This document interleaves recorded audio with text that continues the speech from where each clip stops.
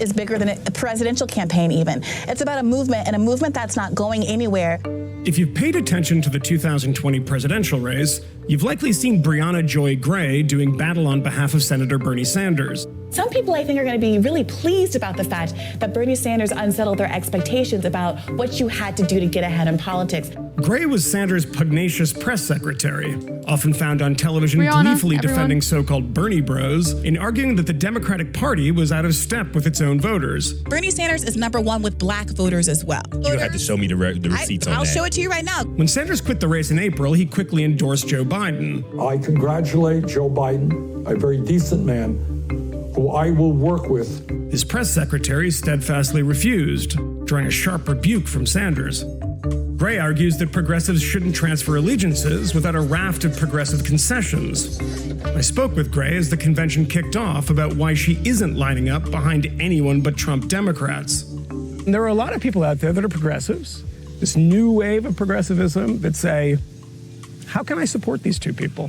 Donald Trump does present an unprecedented threat to the republic, to innumerable, incredibly vulnerable, discrete populations that live in this country. And if he were to get 4 more years in office, there would be a level of digging that would have to be done to get us out of the mess that he could continue to create that would take generations. At the same time, I think there's not enough attention paid to what the long-term effects of lesser of two evilism really are. So every single year, we're told that this is the most important election of our lifetime. And it's not untrue. It's not untrue. Years, but yeah. the question is, why is that the case? Why is it that every single year the Republicans seem to ratchet it to the right? Democrats feel compelled to follow them to the middle. We've lost all semblance of any true left party in this country that is genuinely looking out for the interests of poor, working class people, and in particular labor. Why is that? And what is the backstop against us continuing this rightward slide until the rest of all time? Really, I don't know how to make this point strongly enough. Bernie supporters aren't rooting for Biden to lose.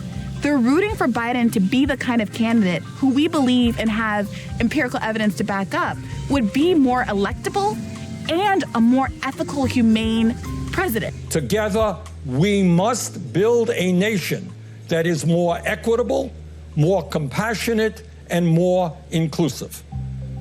I know that Joe Biden will begin that fight on day one. You guys kind of won the long battle here, right? Just go through it this time, and we're going to see that the younger people who are pushing for somebody like Bernie Sanders will probably own the Democratic Party in 4 years. Do you think that's right? I do have hope around that movement, but I also am not going to be naive about how much the powers that be are going to rally to try to undermine any future candidacy of an AOC for president, for instance. We're not all on the same team when it comes to what we're fighting for, even if we all have a D next to our name. Does the choice of Kamala Harris create some sort of excitement in your area of the progressive wing of the Democratic Party?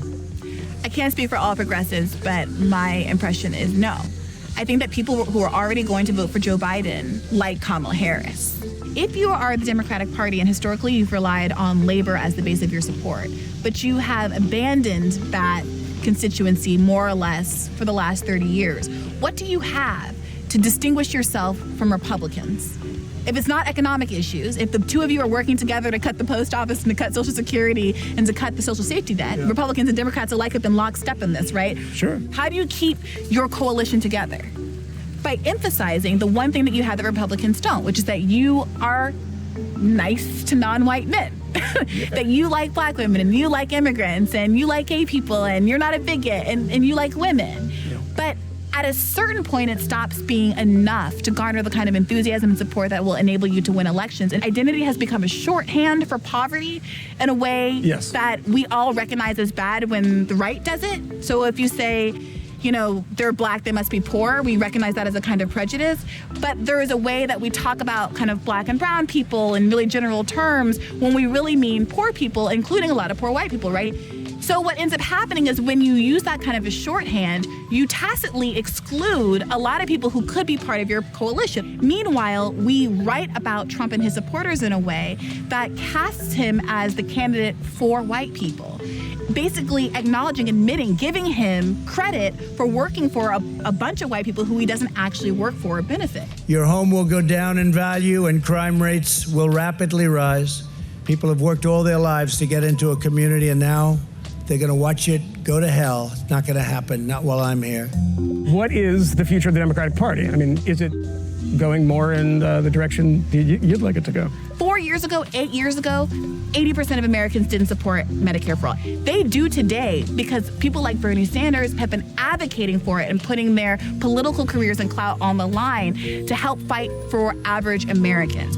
And that ship might have sailed a little bit now that we're looking at this general election context, but it is incumbent on us to keep holding these people's feet to the fire, because the only thing at this point that's going to make them accommodate the interest of an American population who are suffering in a way that they haven't suffered in generations is to not tell them that your vote is guaranteed. You know, holding the democracy hostage right now. But there is no other moment when anyone has any leverage except for now. Voting is leverage. That's it. That's all the average American has.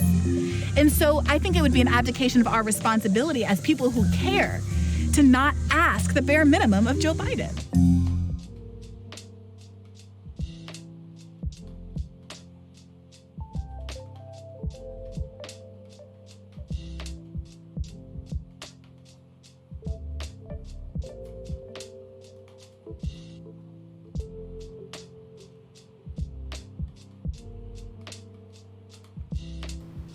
What? I'm muted? Can't hear you? Oh, sorry. I was just saying that Brianna's not a lib. Sorry about that. Sorry about that. Very well said. So, this was actually about why Brianna is not supporting Joe Biden. New Biden add-on housing?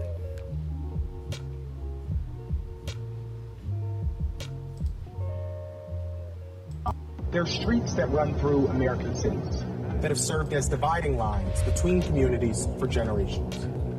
On one side of the line, a predominantly white neighborhood. On the other side, a predominantly black neighborhood. If you live on one side of that line, your family is 10 times as wealthy than if you lived on the other side of that line. On one side, your home is valued at tens of thousands We've of dollars watched this before, no? than if you live on the other side of that line. A big part of what has kept black Americans from having the same opportunities as white Americans have been those red lines. And sadly, they aren't gone yet. So how do we get here? Those dividing lines were drawn on the maps of American cities starting back in the 1930s. Following the Great Depression, the Homeowners Loan Corporation created maps of major American cities. That established predominantly white neighborhoods as areas for better investment than predominantly black neighborhoods. They marked red lines around black neighborhoods, establishing them as hazards. While white families were able to own homes and acquire wealth, black families were unable to secure the loans they needed to buy a home and live out the American dream. In 2017, a study showed that only 43% of black adults in the U.S. owned a home.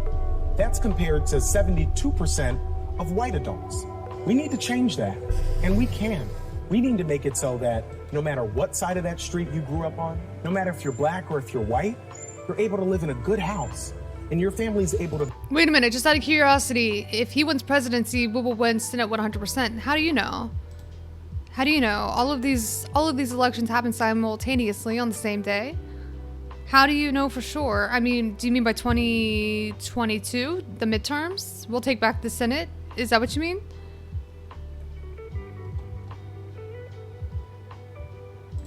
I mean, again, and there's still no guarantee. More Republican seats up than Democratic?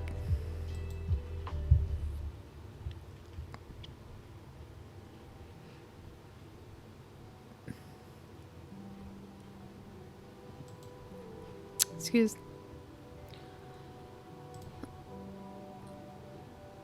I mean, it's a toss-up, honestly, whether or not who... I think that it'll be really unlikely, even if Joe Biden does somehow win the general election, there's no guarantee that Democrats will flip the Senate as well. Build wealth for generations. That's why Joe Biden's proposing that we eliminate all regulations at the state and local level that perpetuate racism, that we create a $15,000 new homeowners tax credit to bring in people who've historically been left out of housing opportunities. Joe will make sure that we hold financial institutions accountable for discriminatory practices in lending. Joe will establish a rental tax credit to ensure that no family spends more than 30% of their income on rent. Every kid deserves to grow up in a good home in a safe neighborhood. And most importantly, it'll ensure that a red line doesn't determine your opportunities in life. We can tackle our country's housing crisis together and give every American the housing security they deserve.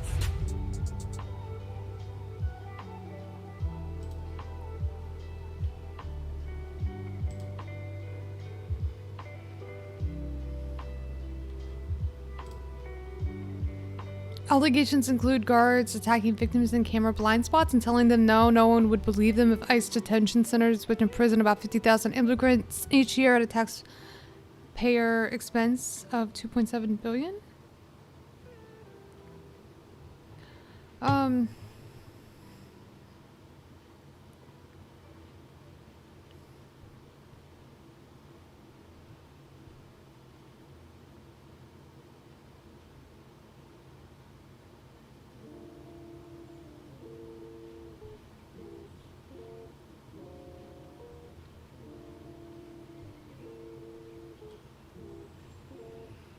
I don't know, like, it's just like your run-of-the-mill, seemingly slightly progressive spin on the housing market and the cost burden that so many renters and homeowners are subjected to. And, you know, it is perhaps the most policy or political leanings of policy that we've seen from Joe Biden. But again, like,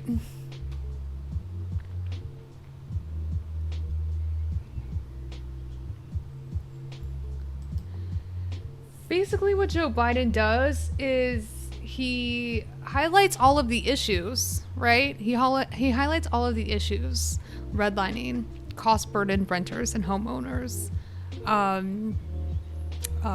racist policies that would be coinciding with redlining, and just being like, we're gonna try to fix these social issues.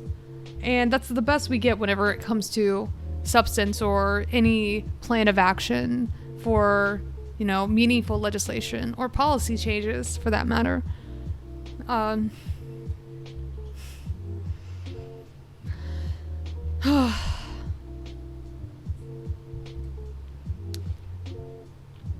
It's almost as though, like, this is definitely like infomercial. It's like an infomercial type of ad where you're highlighting the problems, you're acknowledging the issues, but where's the policy? Like, I feel like if you're going to be so hard hitting in addressing the underlying causes to a broken housing system, you're going to have to meet all of these issues with policy proposals. And I feel like this is almost like an insult. You're adding insults to injury, where you're pointing out how well-versed or knowledgeable you are of the housing issues, the deep-seated housing issues that go all the way back to the 1930s.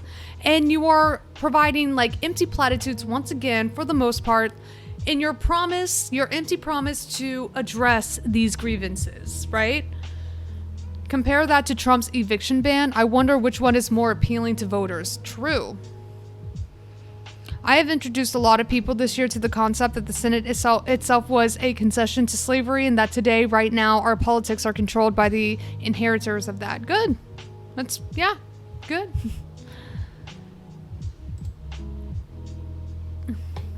That's the best that I can, apparently that's the best that I can do. It's